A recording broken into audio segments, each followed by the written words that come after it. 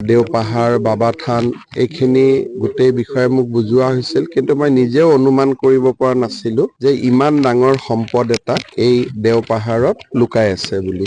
ইয়াত কিছুমান এনেকুৱা ধৰণৰ স্থাপত্য আছে, অষ্টম নৱম শতিকাত অসম কিমান আগত আছিলে তাৰ বিষয়ে এটা ডাঙৰ বৰ্ণনা পোৱা যায়। আৰ্কিঅলজিকেলিও ডাঙৰ আছিলে, আৰু যিবিলাক নেৰেটিভ ইয়াত আছে বা যিবিলাক বিভিন্ন ধৰণৰ মূৰ্তিসমূহে যিবিলাক কাহিনী কৈছে, সেই কাহিনীবিলাক কোনোবাই দেখিলে সেই সময়তে অসম কিমান অগ্ৰণী ৰাজ্য আছিল তাক গম পোৱা যায়। আজি আমাৰ অসমীয়া ধ্ৰুপদী ভাষা হৈছে, কিন্তু 1200 শতিকাতে লিখা ল বা বিভিন্ন ধৰণৰ শব্দাক্ষৰ ইয়াতে আছে। ময়ে দুৰ্ভাগ্য বুলি ক'ব লাগিব যে আমি অসমতে থাকো, কিন্তু কাজিৰঙালৈকে আহি থকা হয়, কিন্তু দেওপাহাৰত অহা নাছিল, বা মইতো জানাত কাজিৰঙাৰ হয়তো টুৰিষ্ট সকলেও নাজানে যে ইমান ডাঙৰ এটা আৰ্কিঅলজিকেল ট্ৰেজাৰ আমাৰ ইয়াতে আছে।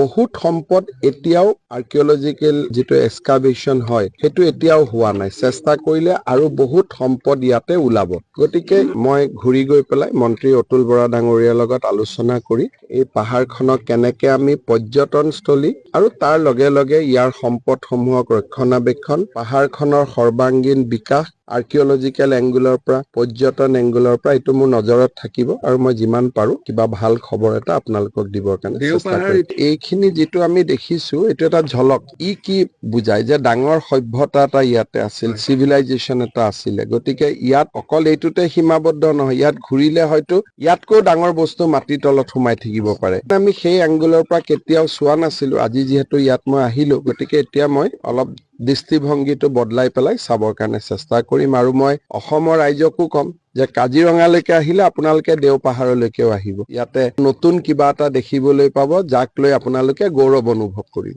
আপোনালোকৰ পৰামৰ্শখিনি আপোনালোকে উপায়ুক্তক দিব, অতুল বৰাকো দিব, MP সাহেবকো দিব। 2 এদিনতে ইয়াৰ ওপৰত মই অলপ কমিটি এটা কৰি দিম, যাতে ভাল পৰামৰ্শ আমাক দিব পাৰে কি কি আমি কৰিব পাৰো। আপোনালোকে জানে যে এইবিলাক এটা সময়ত এলিফেণ্ট কৰিডৰ আছিলে, উদ্যোগ হ'ল, হাতীয়ে নিজৰ ৰাস্তাটো বিচাৰি আহেই।